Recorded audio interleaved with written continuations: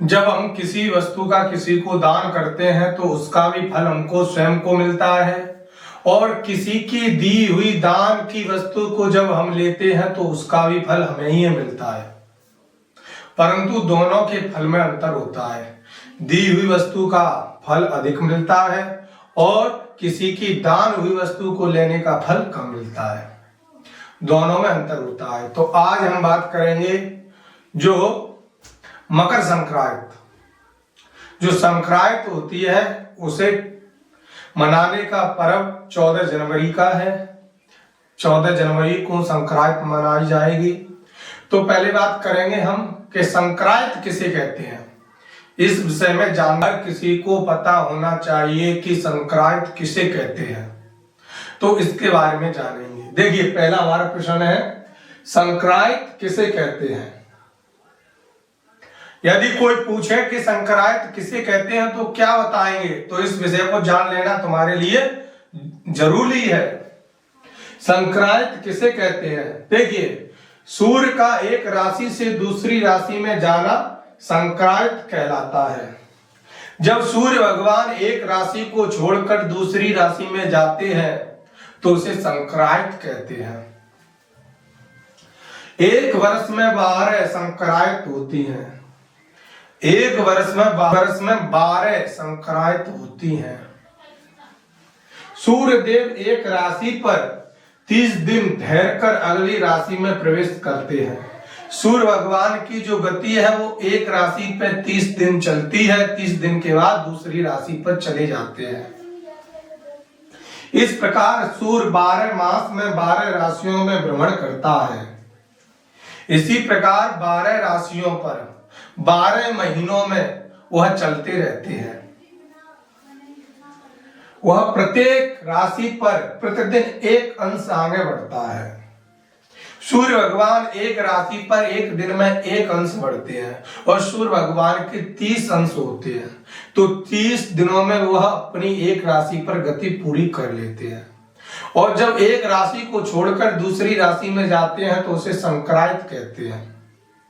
12 महीने में 12 संक्रांति होती हैं, परंतु जब सूर्य मकर के होते हैं तो संक्रांति का महत्व बहुत ज्यादा होता है। तो 14 जनवरी की संक्रांति है, तो उस समय शुभ मुहूर्त कौन सा है, इस विषय में जान। स्नान का समय है। किस समय पर हमें स्नान करने चाहिए, गंगा जल में या अर नदी में या अन्य नदी में या कुएं पर या तालाब पर या बावड़ी पर या खेचू पर या हैंडपंप पर या समर पर या घर पर, किस समय स्नान करने चाहिए। देखिए, मकर संक्रांति का शुभ मुहूर्त ब्रह्म मुहूर्त